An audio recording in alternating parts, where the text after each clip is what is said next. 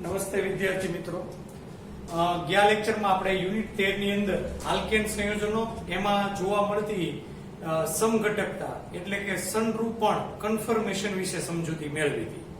આજ આપણે આ આલ્કેન સંયોજન નું નહીં પણ એક ખાસ પ્રકારનું સંયોજન એનું એક આપણે કન્ફર્મર્સ એટલે કે સંરૂપણ જે આપણે ન્યુમાન પ્રોજેક્શન સમજ્યા હતા, ન્યુમાન પ્રક્ષેપણ, એના બંધારણ વિશે થોડી ડિટેલમાં ચર્ચા કરવાની છે. કારણ કે આ જે એમસીક્યુ હું આજ સોલ્વ કરાવવાનો છું એ ટેક્સ્ટ બુક કે મટીરીયલમાં નથી, પણ તમને જેડબલી નીટમાં પૂછાય એવો પ્રશ્ન છે અને ન્યુમાન પ્રોજેક્શનને અનુલક્ષીને છે, એટલે આપણે સમજવું ખૂબ જરૂરી છે.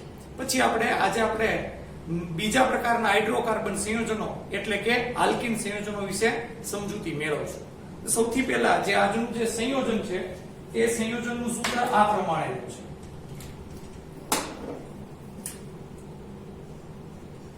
CH2OH CH2OH. અહીંયા આગળ આજે મેં સંયોજન લખ્યું એ સંયોજનમાં OH સમૂહ છે અને OH સમૂહ એટલે ક્રિયાશીલ સમૂહ આલ્કોહોલ, જેની તમને બધાને ખ્યાલ છે. આ સંયોજનનું IUPAC નામ આપણે આપીએ, સમજીએ આપણે. જો કે આ સંયોજનનું IUPAC નામ આપણે 12મા ધોરણમાં આલ્કોહોલ સંયોજનો સમજશું ત્યારે ડિટેલમાં સમજશું, પણ અત્યારે હાલ પૂરતું સમજ મેળવીએ. આ પહેલો કાર્બન અને આ બીજો કાર્બન, બે કાર્બનની શૃંખલા છે એટલે બે કાર્બનને એકલ બંધ, જેને આપણે ઇથેન કહીએ, એટલે પહેલા નામ આપી દઈએ ઇથેન. એમાં પહેલા કાર્બન આરે OH અને બીજા કાર્બન આરે OH, એટલે ક્રમ આપણે આપી દઈએ 1 2. OH સમૂહ હોય તો એના માટે પ્રત્યય ઓલ લાગે. અહીંયા બે OH સમૂહ છે તો જે પ્રત્યય લાગશે એમાં ડાય એટલે બે અને OH માટેનો પ્રત્યય ઓલ, ડાય વત્તા ઓલ એટલે ડાયોલ પ્રત્યય લાગશે. Ethane 1 2 diol. અથવા આનું એક બીજું પ્રચલિત નામ છે ઇથિલિન ગ્લાયકોલ. એને ઇથિલિન ગ્લાયકોલ તરીકે પણ ઓળખવામાં આવે, પણ આપણે અહીંયા મેં IUPAC નામ લખેલું છે. હવે એનું આપણે ન્યુમાન પ્રોજેક્શન એટલે કે ન્યુમાન પ્રક્ષેપણનું બંધારણ છે એ સમજીએ આપણે. બરોબર ધ્યાન આપજો. અહીંયા જે મેં ઇથેન ગ્લાયકોલ 1 2 ડાયોલ લખેલું છે એમાં બે કાર્બન છે. આ બે કાર્બન, એ બંને કાર્બન ને આપણે ન્યુમાન પ્રોજેક્શનમાં દર્શાવશું. સૌથી પહેલા પહેલો કાર્બન દર્શાવું અહીંયા બિંદુ સ્વરૂપે. એની સાથે બે હાઇડ્રોજન અને એક OH તમે જોઈ શકો છો. એની સાથે આ બે હાઇડ્રોજનના પરમાણુ અને એક OH સમૂહ જોડાયેલો છે, તો એને હું દર્શાવી દઉં.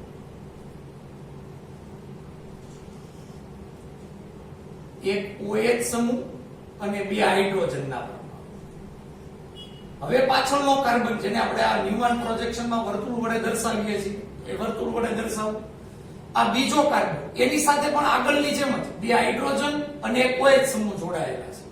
અહીંયા આગળ હું આનું જે બંધારણ દર્શાવું છું એમાં OH સમૂહને અહીંયા આગળ દર્શાવીએ. OH, આ H અને આ H, એટલે કે બે હાઇડ્રોજન અને એક OH. આમ જોવા જઈએ ને તો આ મેં જે બંધારણ દર્શાવ્યું છે ઇથેન 1 2 ગ્લાયકોલ ડાયોલ, એ ઇથેન 1 2 ડાયોલ નું આ બંધારણ એક પ્રકારનું સ્ક્યુ બંધારણ છે.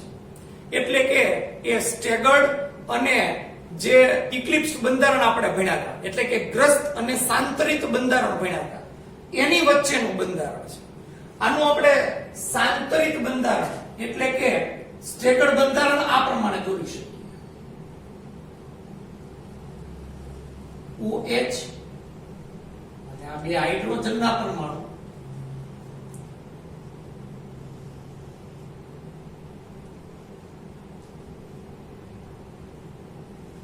OH અને બે હાઇડ્રોજનના, આ એનું સાંતરિક બંધારણ છે, આ એનું સ્ક્યુ બંધારણ છે. બે ન્યુમાન પ્રક્ષેપણના ને આધારે મેં બંધારણો દર્શાવ્યા છે. હવે આપણે સ્થિરતા વિશે ચર્ચા કરવાની છે. બહુ અગત્યનો પ્રશ્ન, સ્થિરતા શું કઈ છે? મોટાભાગના વિદ્યાર્થીઓ આની સ્થિરતા એનું સ્ટેગર્ડ બંધારણ કે સાંતરિક બંધારણ. એનું કારણ તો તરત જ તમે એમ કહેશો કે સાહેબ અહીંયા આગળ OH સમૂહ એ મોટા સમૂહ છે અને એ બંને એકબીજાથી જેટલા વધુ દૂર એટલી એની સ્થિરતા વધી જાય. એટલે અહીંયા આગળ OH સમૂહ એકબીજાથી ઓપોઝિટ સાઈડ છે, એકબીજાથી વિરુદ્ધ દિશામાં છે અને એના કારણે બંને વચ્ચેનું અંતર વધી જાય. અંતર વધે એટલે અપાકર્ષણ બળ ઘટે અને અપાકર્ષણ બળ ઘટે એટલે આપણે અગાઉ ભણ્યા સ્થિરતામાં વધારો થાય છે. પણ એવું છે નહીં. અહીંયા આગળ આ જે બીજું એનું સ્ક્યુમે બંધારણ દર્શાવ્યું છે એમાં OH સમૂહ એકબીજાની નજીક છે, મોટા સમૂહ છે, નજીક છે એટલે તરત તમે એમ કહો સાહેબ એમાં તો અપાકર્ષણ વધી જાય, પણ એવું થતું નથી. આ બંને OH સમૂહ એકબીજાની જ્યારે નજીક હોય, જ્યારે સ્ક્યુ બંધારણ હોય ને એકબીજાની નજીક હોય ત્યારે એમાં અણુની અંદર હાઇડ્રોજન બંધ રચાય છે. આ જે અણુની અંદર હાઇડ્રોજન બંધ રચાય એને આંતર આણ્વીય હાઇડ્રોજન બંધ તરીકે ઓળખવામાં આવે. આંતર આણ્વીય એટલે અણુની અંદર હાઇડ્રોજન બંધ જે રચાય છે એ આ પ્રમાણેનો રચાય છે. જોઈ લો. પહેલા હું આ અણુની અંદર ની નીચે દર્શાવું છું. આ એક OH સમૂહ અને આ બીજો OH સમૂહ. બે મેં OH સમૂહને અલગ અલગ દર્શાવેલા છે. બરાબર? હવે સમજો. OH સમૂહમાં ઓક્સિજન અને હાઇડ્રોજન વચ્ચે જે સહસંયોજક બંધ છે એ ધ્રુવીય હોય. એટલે કે ઓક્સિજનની વિદ્યુત ઋણતા વધુ હોય એટલે એ આંશિક ઋણ વીજભાર પ્રાપ્ત કરે અને હાઇડ્રોજન આંશિક ધન વીજભાર પ્રાપ્ત કરે. એ જ રીતે બીજા કાર્બન ઉપરનો OH સમૂહ પણ વિદ્યુત ઋણતાના તફાવતના લીધે ધ્રુવીય બને છે. ઓક્સિજન ઉપર આંશિક ઋણ વીજભાર અને હાઇડ્રોજન ઉપર આંશિક ધન વીજભાર છે એ જોવા મળે છે. હવે OH ને હું થોડોક અહીંયા બદલી નાખું. આ રીતે હું લખું HO. બરાબર? આમ લખાય, એમાં કોઈ ઇશ્યુ નથી. ઓક્સિજન ઉપર આંશિક ઋણ વીજભાર અને હાઇડ્રોજન ઉપર આંશિક ધન વીજભાર. તો આ બે OH સમૂહને મેં અહીંયા દર્શાવ્યા છે. બંને OH સમૂહમાં ઓક્સિજન અને હાઇડ્રોજન જે છે એ બંને વિરુદ્ધ વીજભાર ધરાવે છે અને વિરુદ્ધ વીજભાર હોવાને કારણે બંને વચ્ચે અપાકર્ષણ નહીં, વિરુદ્ધ વીજભારમાં આકર્ષણ રચાય એટલે આ બંને OH સમૂહ વચ્ચે આકર્ષણ બળ થાય. નિર્બળ પ્રકારનું આકર્ષણ બળ છે, પણ આ જે આકર્ષણ બળથી જે બંધ રચાય એને બોલાય આંતર આણ્વીય હાઇડ્રોજન બંધ.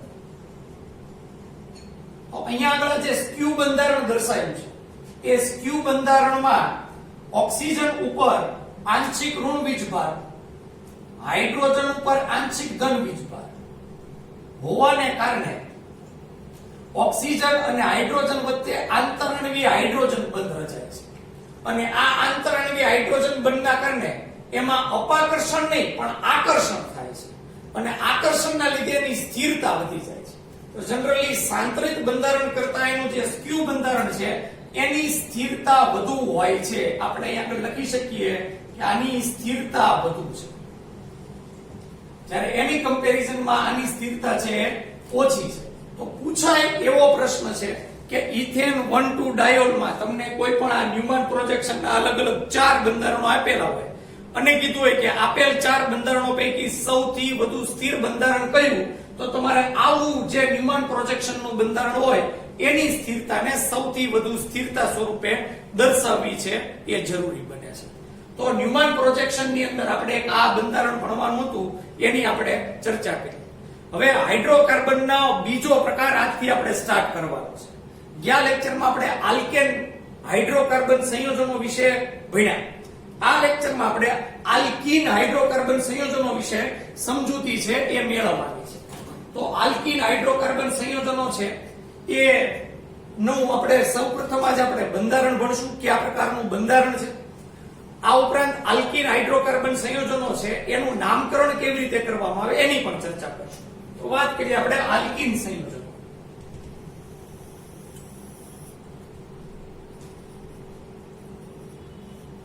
આલ્કીન સંયોજનો અગાઉ આપણે ભણ્યા છીએ એટલે તમને ખ્યાલ જ છે. આલ્કીન સંયોજનો એટલે એવા સંયોજનો કે જેમાં કાર્બન કાર્બન પરમાણુ વચ્ચે ઓછામાં ઓછો એક દ્વિબંધ હોય. એક દ્વિબંધ કાર્બન કાર્બન વચ્ચે ઓછામાં ઓછો એક દ્વિબંધ. તો એવા સંયોજનને આલ્કીન સંયોજન તરીકે ઓળખવામાં આવે છે. આલ્કીન સંયોજનોમાં એનું પ્રથમ સભ્ય એક કાર્બન વાળું નથી મળતું. આલ્કેનમાં એક કાર્બન વાળો આલ્કેન પ્રથમ સભ્યમાં આપણે લખતા હતા મિથેન. જ્યારે આલ્કીનમાં કાર્બન કાર્બન દ્વિબંધ હોવા જોઈએ. એક કાર્બનમાં તો કાર્બન કાર્બન દ્વિબંધ નથી, બની ન શકે.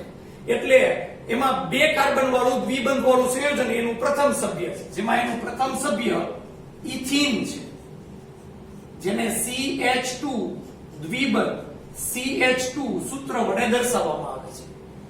ઇથીન અથવા એનું એક પ્રચલિત નામ એને ઇથિલીન પણ બોલવામાં આવે છે. આ એનું પ્રથમ સભ્ય છે, ઇથીન અથવા ઇથિલીન. આલ્કીન સંયોજનોનું સામાન્ય સૂત્ર એકદમ સહેલું છે. સામાન્ય સૂત્ર જો કે આપણે આગળ ચર્ચા કરી ચૂક્યા છીએ એટલે વધારે ડિટેલમાં ચર્ચા કરવાની જરૂર નથી. સામાન્ય સૂત્ર CnH2n છે.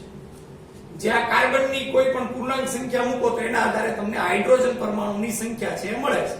જો તમે ઇથીનમાં 2 કાર્બન એટલે C2 અને 4 હાઇડ્રોજન એટલે 2n પ્રકાર, એટલે જેટલા કાર્બન હોય એના કરતા ડબલ હાઇડ્રોજન CnH2n સ્વરૂપે આપણને મળતા હોય છે. તો આલ્કીન સંયોજનનું સામાન્ય સૂત્ર થઈ ગયું. સામાન્ય રીતે ઇથીન, પ્રોપીન જેવા આલ્કીન સંયોજનો છે, ખાસ કરીને ઇથીન, એ ક્લોરીન સાથે જ્યારે પ્રક્રિયા કરે ત્યારે તેલી પદાર્થ આપે છે.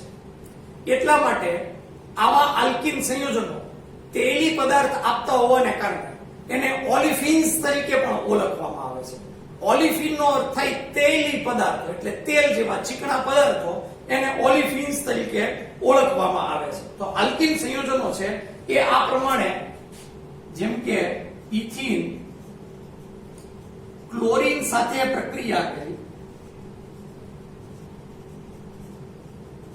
તેલી સંયોજન આપે.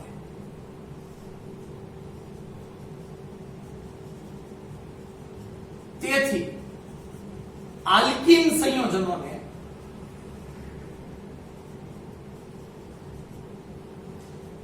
ઓલિફિન કહેવામાં આવે છે. ઓલિફિન નો અર્થ તેલી પદાર્થ. તો આ એક વસ્તુ તમારે યાદ રાખવાની છે. હવે આપણે વાત કરીએ આલ્કીન સંયોજનનું બંધારણ.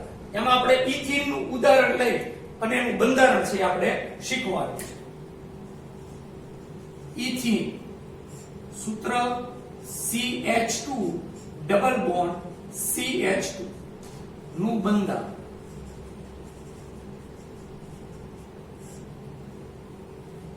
ઇથીનમાં 2 કાર્બનના પરમાણુ છે. તો બંને કાર્બનના પરમાણુને સૌપ્રથમ તો આપણે દર્શાવી દઈએ. આ 2 કાર્બનના પરમાણુ દ્વિબંધ છે એટલે તમે તરત કહેશો સાહેબ કાર્બન કાર્બન પરમાણુ વચ્ચે sp2 સંકરણ હોય. એક s અને 2 p કક્ષકો એટલે કુલ 3 સંકૃત કક્ષકો અહીંયા આગળ ઉદ્ભવે. કાર્બન પરમાણુની 3 સંકૃત કક્ષક છે એને આપણે દર્શાવી દઈએ. sp2 સંકૃત કક્ષક આ 1, આ 2 અને આ 3 sp2 સંકૃત કક્ષક છે. બરાબર. આ કક્ષકનો નાનો ભાગ છે એને અહીં આગળ પણ દર્શાવીશું.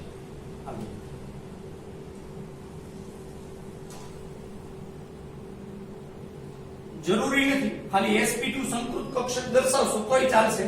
એટલે ટેક્સ્ટ બુકમાં દર્શાવેલું તો હું દર્શાવી એટલા માટે મેં દર્શાવ્યું, બાકી કઈ જરૂરી નથી. ખાલી આપણે sp2 સંકૃત કક્ષક જ દર્શાવ્યું. આ કાર્બનની sp2 સંકૃત કક્ષક છે એટલે લખી નાખું sp2 sp2 અને આ પણ sp2 સંકૃત કક્ષક. બીજા કાર્બનની પણ 3 sp2 સંકૃત કક્ષક છે એને આપણે દર્શાવીએ.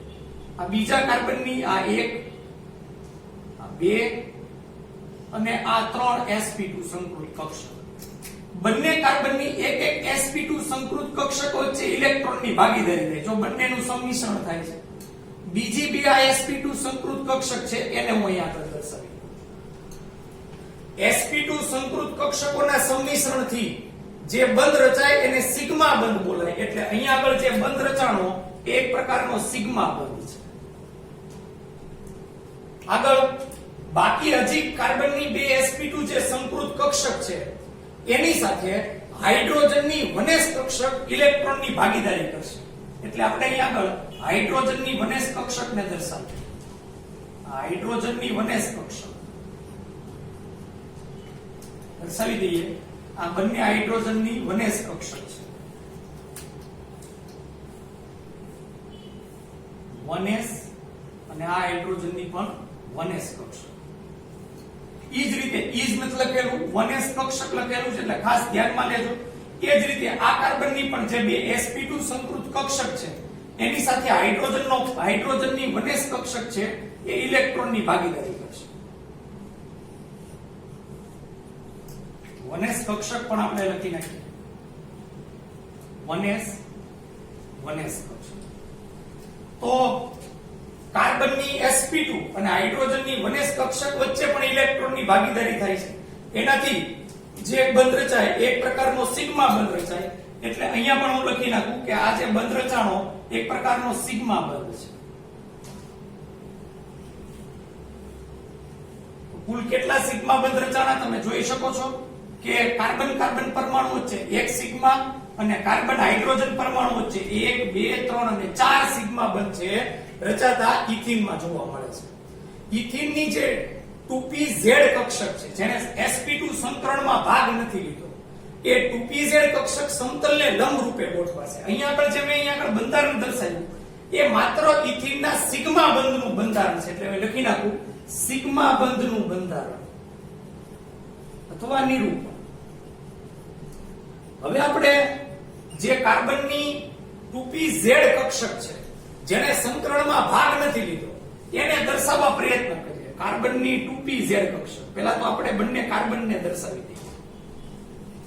આ કાર્બન વચ્ચે સિગ્મા બંધ રચાઈ ગયો એટલે આ સિગ્મા બંધ.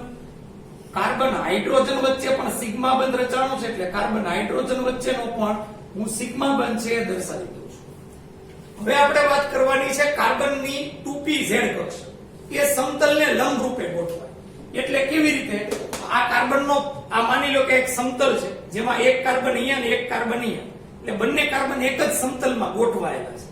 એની જે સંકરણમાં ભાગ ન લીધેલી 2pz કક્ષક છે એ આવી રીતે સમતલને લંબ રૂપે ગોઠવા છે. આ સમતલ છે આખું એને લંબ રૂપે એક કાર્બનની 2pz કક્ષક અને બીજા કાર્બનની 2pz કક્ષક લંબ રૂપે ગોઠવા છે. તો એ લંબ રૂપે ગોઠવાયેલી 2pz કક્ષકને આપણે દર્શાવી દઈએ.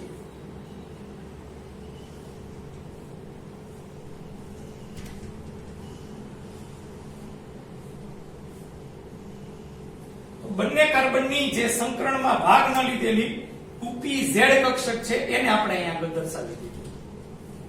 2pz કક્ષક. ત્યારબાદ હવે આપણે જે નિરૂપણ કરવાનું છે એ 2pz કક્ષકને આગળ વધારીને એનું નિરૂપણ કરવાનું છે. તો એને આપણે વધુ ડિટેલમાં સમજવા પ્રયત્ન કરીએ. બંને જે 2pz કક્ષકો છે એ એકબીજા તરફ વળી અને પાઈ પી કક્ષકો જે મિશ્રણ થઈને પાઈ ઇલેક્ટ્રોન વાદળ રચશે. આ પ્રમાણે કાર્બન વચ્ચે સિગ્મા બંધ, કાર્બન હાઇડ્રોજન વચ્ચેના સિગ્મા બંધને દર્શાવી દઈએ. હવે આ બંને 2pz કક્ષકોનું સંમિશ્રણ થશે ઉપરના સમતલની ઉપરના ભાગમાં. એટલે એક અહીંયા આગળ પાઈ ઇલેક્ટ્રોન વાદળ અહીંયા રચાશે અને એક નીચેના ભાગમાં અડધો ભાગ નીચેના ભાગમાં. એટલે આ રીતે વાદળ રચાશે. આને બોલશું pp કક્ષકો વચ્ચેના સંમિશ્રણથી પાઈ ઇલેક્ટ્રોન વાદળ. તો આ પાઈ ઇલેક્ટ્રોન વાદળ રચાય છે. આ બંને પાઈ ઇલેક્ટ્રોન વાદળથી જે નવો બંધ રચાશે એને આપણે પાઈ બંધ તરીકે ઓળખી શકીએ છીએ. એટલે આનાથી આપણે આગળ વાત કરીએ. હવે આપણે આગળ પાઈ બંધ વાળું અને સિગ્મા બંધ વાળું ટોટલ બંધારણ લખીએ. કાર્બન પરમાણુ એક સિગ્મા બંધ તો ઓલરેડી આપણે દર્શાવી દીધેલો છે. બીજો આ પાઈ ઇલેક્ટ્રોન વાદળથી પાઈ બંધ રચાશે. હાઇડ્રોજન સાથેના સિગ્મા બંધ છે એને આપણે એમ નામ લખી નાખીએ. તો આ રીતે ઇથીનનું જે બંધારણ છે એ આપણે સમજી શકીએ છીએ. હવે ઇથીનના બંધારણની આપણે ચર્ચા કરીએ આગળ તો એની બંધ લંબાઈ અને બંધ કોણ વિશે ચર્ચા કરવાની છે. ઇથીનમાં જે કાર્બન વચ્ચેના જે દ્વિબંધ છે એ દ્વિબંધની બંધ લંબાઈ 134 pm હોય છે. એટલે યાદ રાખવાનું છે આ દ્વિબંધની બંધ લંબાઈ 134 pm. બંધ લંબાઈ કાર્બન કાર્બન દ્વિબંધ. આગળ કાર્બન હાઇડ્રોજન બંધ પણ છે, અહીંયા જોઈ શકો છો કાર્બન હાઇડ્રોજન બંધ પણ છે. કાર્બન હાઇડ્રોજન બંધની જે બંધ લંબાઈ છે ઈ 110 pm હોય છે. કાર્બન હાઇડ્રોજન બંધ લંબાઈ, એ બંધ લંબાઈ પણ તમારે ખાસ યાદ રાખવી જરૂરી બને છે. હવે આપણે વાત કરીએ બંધ કોણ. ઇથિનમાં હાઇડ્રોજન કાર્બન કાર્બન એની વચ્ચેનો જે આ બંધ રચાય છે એ આ રીતે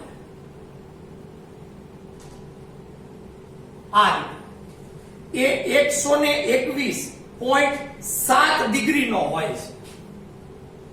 121.7 ડિગ્રી નો હોય છે. હાઇડ્રોજન કાર્બન કાર્બન આખો જે આ બંધ થયો એ 121.7 ડિગ્રી નો હોય છે. બીજો જે બંધ કોણ રચાય છે એ અહીંયા આગળ રચાય છે. હાઇડ્રોજન કાર્બન હાઇડ્રોજન આ જે બંધ કોણ છે 116.6 ડિગ્રી નો રચાય છે. 116.6 ડિગ્રી. તો આ રીતે ઇથિનમાં બે પ્રકારના બંધ કોણ રચાય છે. હાઇડ્રોજન કાર્બન કાર્બન નો બંધ કોણ થોડો વધારે 121.7 ડિગ્રી નો. હાઇડ્રોજન કાર્બન હાઇડ્રોજન વચ્ચેનો બંધ કોણ 116.6 ડિગ્રી નો છે. એ રચાતો અહીંયા આગળ જોઈ શકીએ છીએ. તો આ આપણે જે ચર્ચા કરી એ ઇથિનના બંધારણની ચર્ચા કરી કે ઇથિનનું બંધારણ કયા પ્રકારનું છે. હવે આપણે જે ચર્ચા કરવાની છે એ છે ઇથિનનું નામકરણ. બહુ અગત્યનો ટોપિક આલ્કિનનું નામકરણ. તો આલ્કિનનું નામકરણ કેવી રીતે કરવું એની હવે આપણે ચર્ચા કરીએ.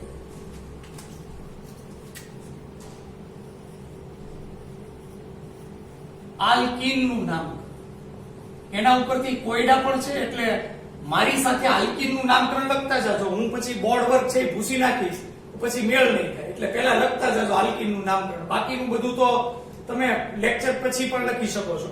આલ્કિનનું નામકરણ. સૌથી પહેલો સભ્ય ઇથિન CH2 દ્વિબંધ CH2. આલ્કિનનું જ્યારે નામકરણ કરીએ ત્યારે એમાં બે ત્રણ બાબતો આપણે યાદ રાખવા જેવી છે.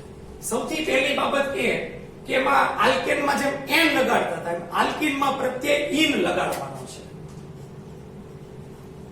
પ્રત્યય ઇન લગાડવાનો છે એટલે આલ્ક વત્તા ઇન, પ્રત્યય ઇન લગાડવાનો. બીજી મહત્વની વસ્તુ, દ્વિબંધ ધરાવતા કાર્બનની મહત્તમ શૃંખલા પસંદ કરવાની અને એમાં દ્વિબંધ ધરાવતા કાર્બનનો ન્યૂનતમ ક્રમ આવે એ રીતે ક્રમ આપવો. મહત્તમ શૃંખલા પસંદ કરવી તથા દ્વિબંધ ધરાવતા કાર્બનનો ક્રમ ન્યૂનતમ આવે તે રીતે આપણે ક્રમ આપવો જરૂરી બને છે. હવે આપણે નામકરણ છે એ ઉદાહરણથી સમજીએ. સૌથી પહેલો સભ્ય CH2 દ્વિબંધ CH2. આમાં ક્રમ આપવાની જરૂર નથી રહેતી કારણ કે માત્ર બે જ કાર્બન છે. બે કાર્બન એટલે ઇથ અને એમાં ઇન પ્રત્યય લગાડો એટલે આનું નામ થશે ઇથિન. એના પછીનું બંધારણ CH3 CH દ્વિબંધ CH. ત્રણ કાર્બન ધરાવતા આલ્કિનમાં પણ ક્રમ આપવાની જરૂર નથી રહેતી. ત્રણ કાર્બન એટલે પ્રોપ અને એમાં ઇન પ્રત્યય લગાડો એટલે પ્રોપીન નામ થશે. ચાર કાર્બન ધરાવતા આલ્કિન થી આપણે ક્રમ આપવો જરૂરી બને જેમ કે CH3 CH2 CH દ્વિબંધ CH. એ બીજું બંધારણ લખી નાખો. CH3 CH દ્વિબંધ CH CH. બંનેનું નામ કેવી રીતે આપવું એ સમજવા પ્રયત્ન કરીએ. ચાર કાર્બન ધરાવતો આલ્કિન છે એમાં આપણે સૌથી પહેલા તો દ્વિબંધ ધરાવતા કાર્બનનો ઓછામાં ઓછો ક્રમ આવે એ રીતે આપણે ક્રમ આપવો પડશે. તો દ્વિબંધ ધરાવતા કાર્બનનો ક્રમ અહીંથી આપશું તો 1 2 અને 3 ત્રીજો ક્રમ આવશે. અહીંથી પહેલો ક્રમ આવશે એટલે અહીંથી આપણે ક્રમ આપવો જરૂરી બને. ચાર કાર્બન માટે નું નામ બ્યુટ. એમાં પહેલા કાર્બન ઉપર દ્વિબંધ એટલે 1 ઇન પ્રત્યય લગાડશું. નીચેનું સંયોજન છે એમાં પણ ચાર કાર્બન અને એમાં પણ દ્વિબંધ છે. ક્રમ અહીંથી આપશું તો પણ બીજો ક્રમ દ્વિબંધ ધરાવતા કાર્બનનો, અહીંથી ક્રમ આપશું તો પણ દ્વિબંધ ધરાવતા કાર્બનનો બીજો ક્રમ. તો ક્રમ છે એ તમે ગમે ત્યાંથી આપી શકો છો. 1 2 3 અને 4. 4 કાર્બન એટલે એના ઉપરથી પહેલા એનું નામ લખીને કે 4 કાર્બન એટલે બ્યુટ, અને એમાં બીજા કાર્બન ઉપર દ્વિબંધ એટલે 2 એનું નામ છે આપણે લખી શકીએ છીએ. માની લો કે બે દ્વિબંધ હોય તો કોઈ સંયોજનમાં, તો એનું નામકરણ કેવી રીતે કરવું એ સમજીએ. CH2 દ્વિબંધ, CH દ્વિબંધ, CH2. ઓકે, આવું એક બંધારણ છે જેમાં બે દ્વિબંધ છે. જ્યારે બે દ્વિબંધ હોય ત્યારે દ્વિબંધ ધરાવતા કાર્બનનો પહેલા ન્યૂનતમ ક્રમ, આ બાજુથી ક્રમ આપીએ તો દ્વિબંધ ધરાવતા કાર્બનનો ક્રમ 1, આ બાજુથી આપીએ તો પણ એક ક્રમ, એટલે ગમે ત્યાંથી આપણે ક્રમ આપી શકીએ. એટલે અહીંથી ક્રમ હું ધારો કે આપી 1 2 3 અને 4. હવે એમાં બે દ્વિબંધ છે. જ્યારે બે દ્વિબંધ હોય ને ત્યારે આલ્કા આપણે લખવું પડે. એટલે એક દ્વિબંધ હોય તો કેમ આપણે બ્યુટ, પછી 5 કાર્બન હોય તો પેન્ટ, 6 કાર્બન હોય તો હેક્સ, હેપ્ટ, એ રીતે આપીએ. એ આલ્ક પ્રત્યે આપણે પૂર્વક લખીએ, પણ એની બદલે કાર્બનની શૃંખલા માટે આપણે જ્યારે બે કે બે કરતા વધુ દ્વિબંધ હોય ત્યારે આલ્કા આપણે પૂર્વક લખવાનું. એટલે બ્યુટ નહીં, પણ એના બદલે આપણે અહીંયા આગળ લખવું પડશે બ્યુટા. કારણ કે બે દ્વિબંધ છે, બે કે બે કરતા વધુ દ્વિબંધ હોય ત્યારે આ પ્રમાણે આપણે નામ આપવાનું. બે દ્વિબંધ અને 5 કાર્બન હોય તો પેન્ટા, બે દ્વિબંધ અને 6 કાર્બન હોય, બે કરતા વધુ દ્વિબંધ હોય અને 6 કાર્બન હોય તો હેક્ઝા, એ રીતે નામ આપવાનું. હવે એમાં પહેલા અને જો ત્રીજા કાર્બન ઉપર દ્વિબંધ છે એટલે 1 3 આપણે લખી નાખીએ. બે દ્વિબંધ, પહેલા દ્વિબંધ માટેનો પ્રત્યય ઇન, અને બે દ્વિબંધ છે એટલે આપણે ડાય પૂર્વક લગાવવો પડે. તો નામ શું થશે જોજો. પહેલા તો ડાય અને પછી ઇન. આ બે દ્વિબંધ માટેનો પૂર્વક ડાય અને ઇન. ડાય અને ઇન બેયની સંધિ આપણે જોડી દઈએ તો ડાઇન નામ થશે. તો બ્યુટા 1,3 ડાઇન એનું નામ છે એ આપણે લખી શકીએ છીએ. તો આ રીતે જ્યારે બે કે બે કરતા વધુ દ્વિબંધ હોય ત્યારે એવા સંયોજનોનું નામકરણ છે એ આપણે આ પ્રમાણે લખી શકીએ. એના પછીનું બંધારણ CH3 CH3 દ્વિબંધ CH2. સૌથી પહેલા તો આમાં દ્વિબંધ ધરાવતા કાર્બનની શૃંખલા પસંદ કરી લેવાની. દ્વિબંધ આવે એવા કાર્બનની શૃંખલા એટલે 1 2 અને 3 કાર્બનની શૃંખલા, 1 2 અને 3 મહત્તમ કાર્બનની શૃંખલા લેવાની. જો કે આમાં 3 બે શૃંખલા 3 કાર્બનની થાય, એટલે કોઈ પણ શૃંખલા આપણે પસંદ કરી શકીએ. હવે દ્વિબંધ ધરાવતા કાર્બનનો ક્રમ ઓછામાં ઓછો, એટલે તમે તરત જ પકડી લેશો કે સાહેબ અહીંથી આપણે ક્રમ આપી દઈએ 1 2 અને 3. આમાં બીજા કાર્બન ઉપર મિથાઇલ સમૂહ વિસ્થાપિત થયેલો છે એટલે પહેલા એનું નામ લખવું પડશે 2 મિથાઇલ. પછી 3 કાર્બનની શૃંખલા એટલે પ્રોપ. આમ તો પ્રોપીન લખો તોય વાંધો નહીં, કોઈ ઇશ્યુ નથી, પણ આપણે અહીંયા પહેલા કાર્બન ઉપર દ્વિબંધ છે એટલે પ્રોપ 1 ઇન લખીએ તોય વાંધો નહીં. પ્રોપીન પણ લખી શકાય, અથવા એને મેન્શન કરવું હોય પહેલા કાર્બન ઉપર તો આપણે આ રીતે પણ એનું નામકરણ છે એ કરી શકીએ છીએ. તો આ આપણે વાત કરી આલ્કીન સંયોજનોનું નામકરણ છે એ કેવી રીતે કરવું. ઇન પ્રત્યય, દ્વિબંધ ધરાવતા કાર્બનની મહત્તમ શૃંખલા પસંદ કરવાની, અને ત્રીજી બાબત જો દ્વિબંધ હોય, દ્વિબંધમાં 4 કે 4 કરતા વધુ કાર્બન હોય તો એમાં આપણે દ્વિબંધ ધરાવતા કાર્બનનો ક્રમ ન્યૂનતમ આવે એ રીતે કરવાનો. 2 કે 2 થી વધુ દ્વિબંધ હોય તો એની માટેનું નામકરણ માટે શું કરવું એની પણ મેં તમને અહીં આગળ ચર્ચા કરી. હવે આપણે આના આધારે નામકરણ પરથી કોયડા છે એ કોયડા સોલ્વ કરીએ એટલે આપણને વધુ ખ્યાલ આવે.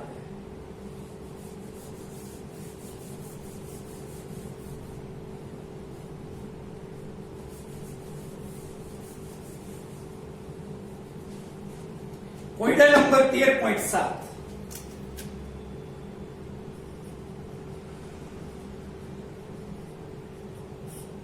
IUPAC નામકરણ આપો એવું કીધેલું છે. એમાં જે પહેલું બંધારણ છે આ પ્રમાણે છે CH3 twice CH દ્વિબંધ CH2 CH3 CH2 પછી CH જે નીચે CH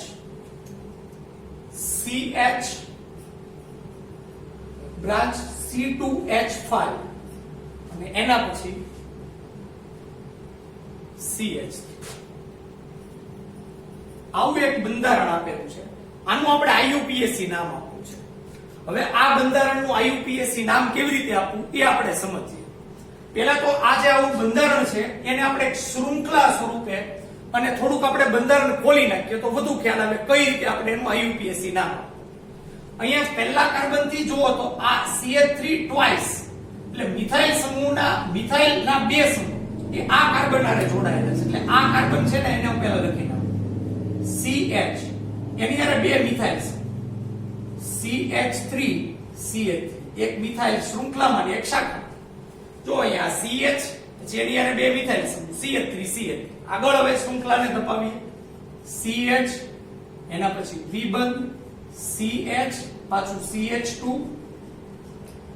પછી CH પછી અહીંયા દ્વિબંધ છે. આ ભલે આમ શાખા જેવું લાગે પણ આપણે શૃંખલામાં લઈ શકીએ CH પછી CH એની હારે પાછું C2H5 ની શાખા છે. C2H5 એટલે ઇથાઇલ તો હું અહીંયા આગળ ઇથાઇલ જ લખું છું CH2 CH અને પછી મિથાઇલ CH.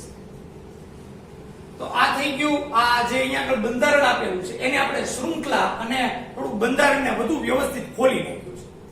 હવે આપણો બીજો ગોલ એવો જોઈએ કે અહીંયા આગળ આપણને જે આ દ્વિબંધ ધરાવતું જે આ સંયોજન આપેલું છે એમાં બે દ્વિબંધ છે એમાં એની દીર્ઘતમ શૃંખલા પસંદ કરવાની લાંબામાં લાંબી શૃંખલા 1 2 3 4 5 6 7 8 9 કાર્બન 1 2 3 4 5 6 7 8 9 અને 10 કાર્બન. તો દીર્ઘતમ શૃંખલા થઈ આ 10 કાર્બનની શૃંખલા. એટલે 10 કાર્બનની જે શૃંખલા છે એને હું આ રીતે દર્શાવી દઉં એટલે વધુ ખ્યાલ આવે.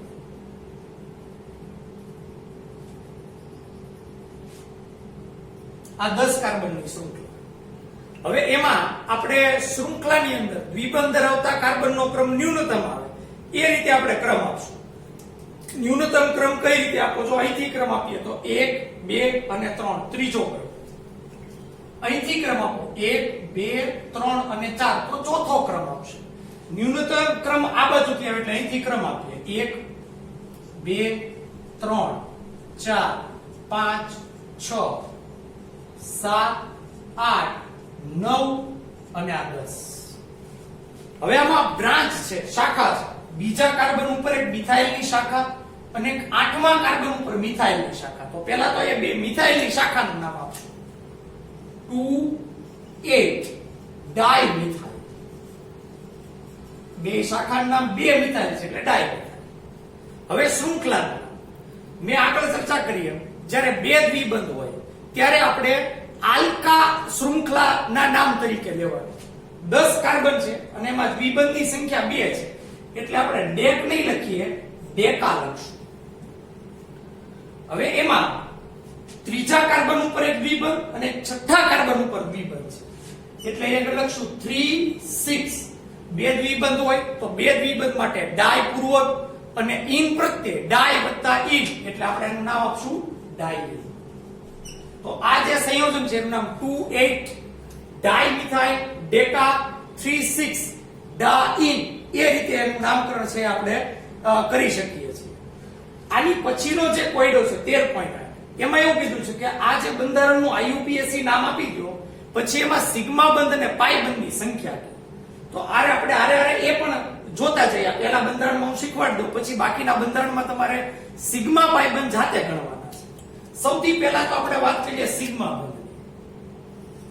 સિગ્મા બંધ જેટલા હાઇડ્રોજન હોય ને એટલા સિગ્મા બંધ હોય. તો હાઇડ્રોજન કેટલા ગણો તમે 3 ને 3 6 ને 7 8 9 પછી 2 11 12 13 14 ને 3 17 17 ને 3 20 20 ને 2 22. કાર્બન હાઇડ્રોજન સિગ્મા બંધ 22. જેટલા હાઇડ્રોજન એટલા કાર્બન હાઇડ્રોજન સિગ્મા બંધ 22. હવે કાર્બન કાર્બન સિગ્મા બંધ કાર્બન કાર્બન વચ્ચે સિગ્મા બંધ 23 24 25 26 27 28 29 30 31 32 અને 33, તો કુલ સિગ્મા બંધની સંખ્યા થઈ 33, જેમાં કાર્બન હાઇડ્રોજન સિગ્મા બંધ 22 અને બાકીના કાર્બન કાર્બન સિગ્મા બંધ. બીજું પાઈ બંધની સંખ્યા, તો પાઈ બંધ તો જલ્દી ગણાય છે, જેટલા દ્વિબંધ છે એટલા પાઈ બંધ. આ કાર્બન કાર્બન વચ્ચે એક સિગ્મા અને બીજો પાઈ, એટલે એક અહીંયા પાઈ બંધ અહીંયા થઈ ગયો અને એક આ દ્વિબંધનો પાઈ બંધ અહીંયા થઈ ગયો, એટલે કુલ પાઈ બંધની સંખ્યા અહીંયા આગળ થઈ જશે 2. તો 33 સિગ્મા અને 2 પાઈ બંધ થશે. તો કોયડા નંબર 1 નો જે પહેલો પ્રશ્ન હતો એમાં આપણે એનું આઈયુપીએસસી નામકરણ અને એમાં સિગ્મા અને પાઈ બંધની સંખ્યા કઈ રીતે ગણવી એની મેં સમજૂતી તમને આપી. એના પછી બીજું જે બંધારણ છે એ આપણે જોઈએ, એનું આપણે આઈયુપીએસસી નામ આપણે આપવાનું છે. બીજું જે બંધારણ છે એ આ પ્રમાણે,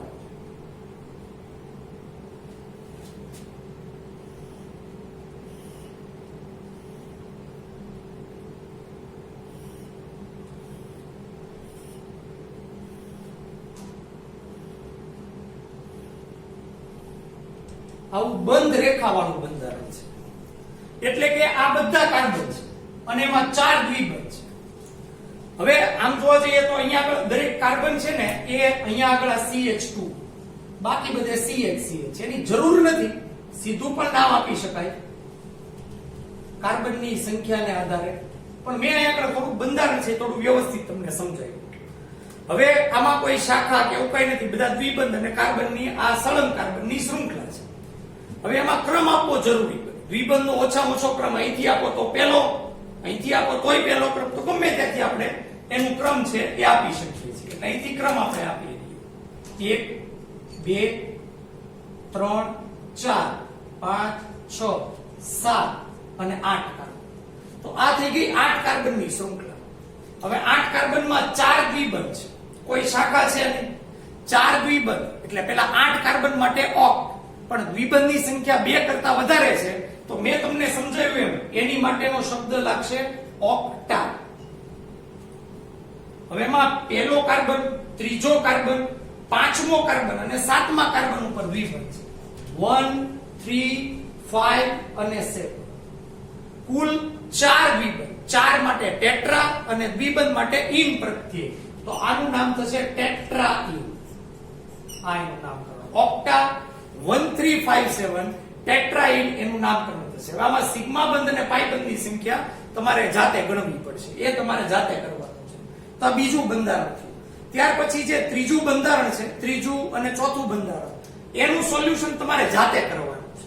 એટલે એ તમે જાતે સોલ્વ કરી શકો એમ છો, કારણ કે એટલું આપણે સોલ્વ કર્યું એટલે તમને આવડે, કોઈ વાંધો નહીં આવે.